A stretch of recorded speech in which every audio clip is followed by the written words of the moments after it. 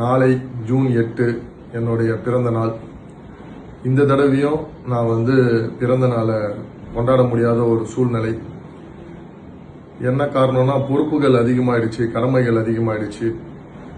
மீண்டும் நம்ம பிறந்த நாள் செலிப்ரேட் பண்ணோம்னா, உங்களுக்கும் நான் என்னதான் சொன்னாலும் நீங்க மாலைகள், பொக்கே, சால்வை, கிஃப்ட் இது போன்ற நிறைய செலவுகள் பண்ணி நீங்க பார்ப்பீங்க. ஸோ அந்த செலவுகள்லாம் இந்த தடவை தவிர்த்துட்டு, அதற்கு பதிலாக நம்ம தாம்பரம் தொகுதியில் நிறைய ட்ரஸ்ட் இருக்கு. அந்த முதியோர் இல்லமாக இருக்கட்டும், குழந்தைகள் காப்பகமாக இருக்கட்டும், இந்த மாதிரியான நிறைய ட்ரஸ்ட் எல்லாம் இருக்கு.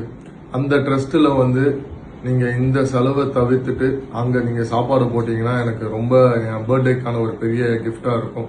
ஸோ நீங்க அதை பண்ணுங்க. அது இல்லாம மரக்கன்றுகள் நடுறது, ஸோ இதை சார்ந்த ஒரு விஷயத்த பண்ணலான்றதுக்காக தான் இந்த தடவை பர்த்டே நான் அவாய்ட் பண்ணியிருக்கேன். அதே மாதிரி பேனர், போஸ்டர்ஸ் இதெல்லாம் அடிக்காதீங்க, வேணாம்.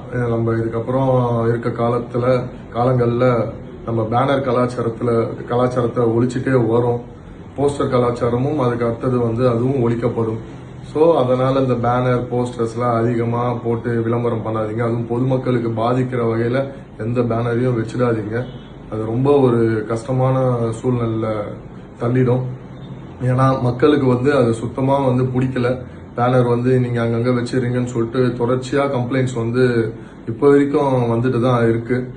மற்ற கட்சி வைக்கிறாங்கன்னா விட்டுருங்க.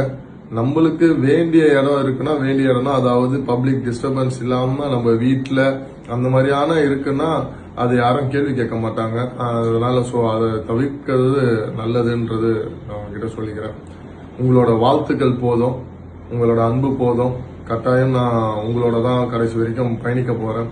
ஸோ அதனால யாரும் பர்த்டேக்கு பார்க்க முடியல, சரியா பேச முடியலன்னா யாரும் எதுவும் நினைச்சுக்க வேணாம். இன்னும் நாளைக்கும் நான் சட்டமன்றம்லாம் போக வேண்டிய விஷயங்கள்லாம் இருக்கு, நிறைய வேலைகள்லாம் இருக்கு. அதனால நம்ம கட்டாயம் இந்த பிறந்தநாள்லாம் முடிஞ்சிட்டு தளபதியோட பிறந்தநாளை எந்த அளவுக்கு நம்ம செலிப்ரேட் பண்ணலான்ட்டு விரைவில் ஒரு ஆலோசனை கூட்டம் போட்டு நம்ம அந்த விஷயத்த செயல்படுவோம் அப்படின்றத உங்ககிட்ட நேரத்தில் தெரிவிச்சுக்கிறேன். நன்றி, தேங்க்யூ.